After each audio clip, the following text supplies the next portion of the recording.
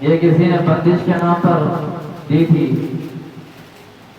जो घर के चार कोनों में डालने के लिए।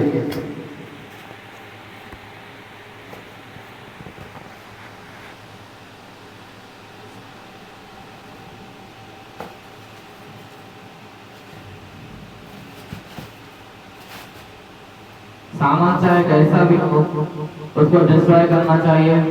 डिस्ट्रॉय करने के लिए खोलना जरूरी है।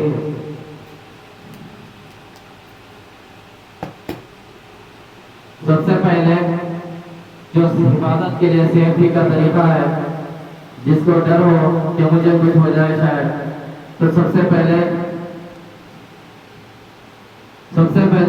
अपने हाथ में कोई ऐसी चीज पहन लीजिए जो अपना हाथ डायरेक्ट टच ना होता हो, सेफ्टी के लिए।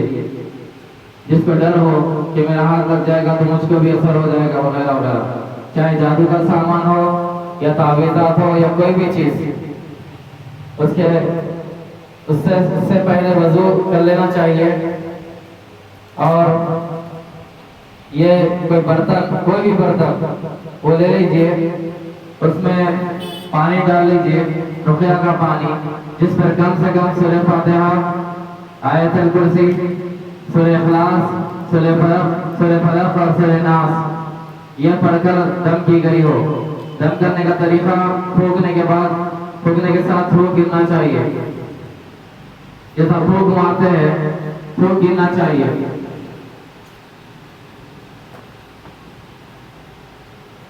जैसा अक्सर लोग फूंक मारने का तरीका बताते हैं, जो फूंक दम नहीं होता है, ऐसा फूंके, ये तरीका दम नहीं होगा। फूंकने के लिए थूक गिरना चाहिए, फूंक के छींटे उसमें गिरना चाहिए, क्योंकि रसूल सल्लल्लाहु अलैहि वसल्लम फूंक जमा करके दम करते थे। और असहाब मनहज सलफ पर चलने वालों का यही तरीका है। अब इसमें पानी डाल दीजिए,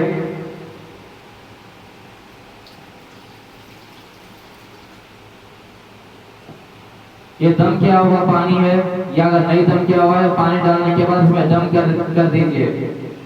सूरह फातिहा, आयतुल कुर्सी और सूरह इखलास, सूरह फलक, सूरह नास, ये पढ़कर, जरा सूरह फातिहा है, बेहतर है कि 7 मरतबा पढ़ी जाए। आयतुल कुर्सी 1 दफा, सूरह इखलास, सूरह फलक, सूरह नास 3-3 बार पढ़ी जाए। पढ़कर इसको दम करें। दम करने के बाद ताबीज़ खोले,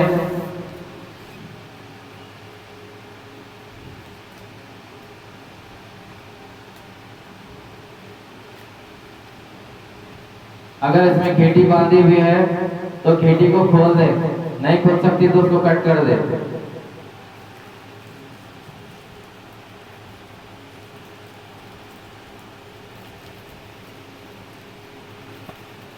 अब ये ताबीज, जैसा कि पिछले बार भी बताया कि जादूगर इसको ऐसा बंदोबस्त करते हैं कि खराब ना हो जाए, कोई मेटल की डिब्बिया बनाकर या कोई भी चीज से, और इसको मोम से बंद करते हैं ताकि पानी ना पहुंचे। ये मोम है, मोम वगैरह कोई भी चीज। अब इसको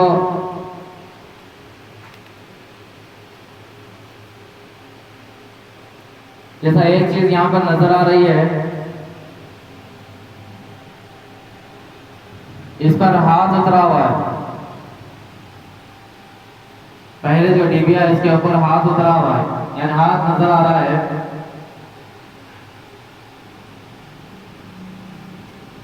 और इसके साथ कुछ नक्श है जो उनको समझ में नहीं आता।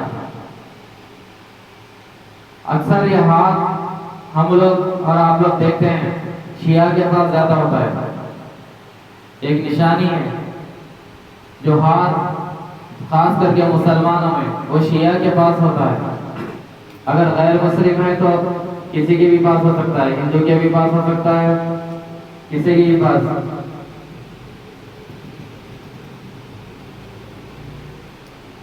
अब ये तो डिबिया जो है कमजोर है, इसको जमीन में डालना था इसलिए ये लोग ने ऐसा बनाया।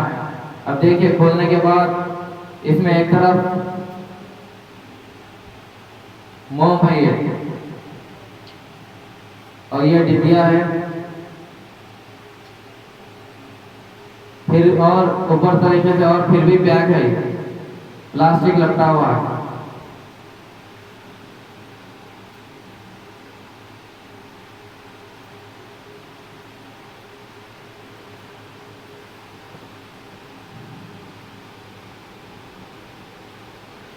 मोम है इसके ऊपर, प्लास्टिक नहीं है, मोम है।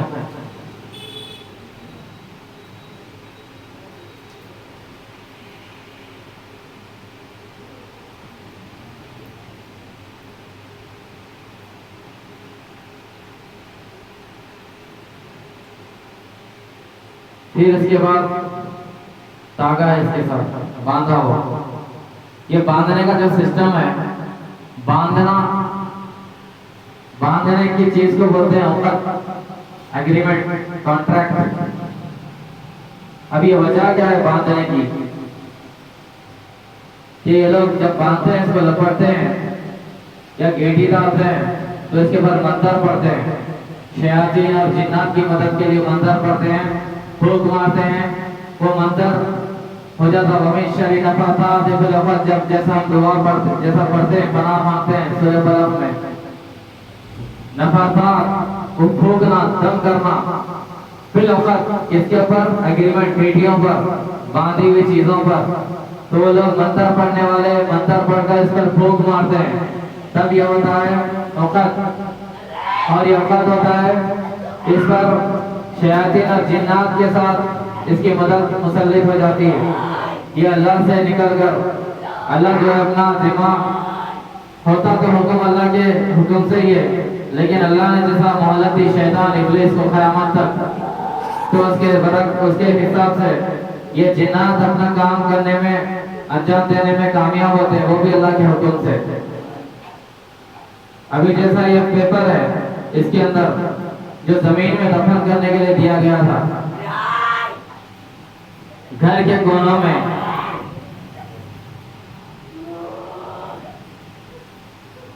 अऊज़ु बिल्लाहि मिनश शैतानिर रजीम, मिन हमज़िही व नफ़्ख़िही व नफ़्ख़िही, बिस्मिल्लाहिर रहमानिर रहीम।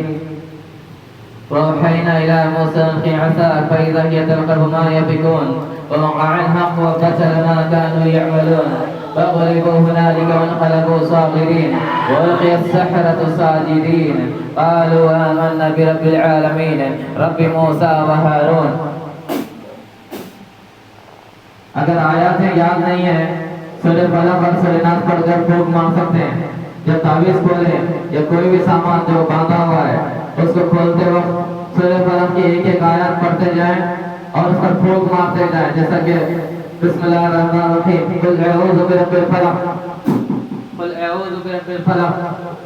ये पढ़ने के बाद मिन शर्रि मा खलक व मिन शर्रि नफ़ासाति फिल उक़द व मिन शर्रि हासिदिन इज़ा हसद, कुल अऊज़ु बिरब्बिन नास मलिकिन नास इलाहिन नास मिन शर्रिल वसवासिल खन्नास अल्लज़ी युवस्विसु फ़ी सुदूरिन नास मिनल जिन्नति वन नास। ऐसा दम करते जाए, इंशाअल्लाह इसका असर खत्म होता जाएगा, क्योंकि इसके साथ जिन्नात, सरकश, शयातीन, इब्लीस के हुक्म से इसके ऊपर करामत होते हैं।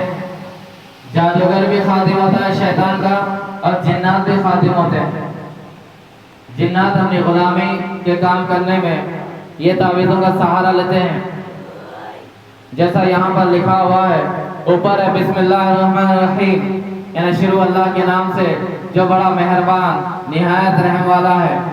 फिर उसके नीचे लिखा हुआ है नस्र मिनल्लाहि व फतहुन करीब, यानी मदद सिर्फ अल्लाह की तरफ से है और फतेह बहुत ही करीब है, यानी अल्लाह की फतेह, अल्लाह की तरफ से फतेह करीब है।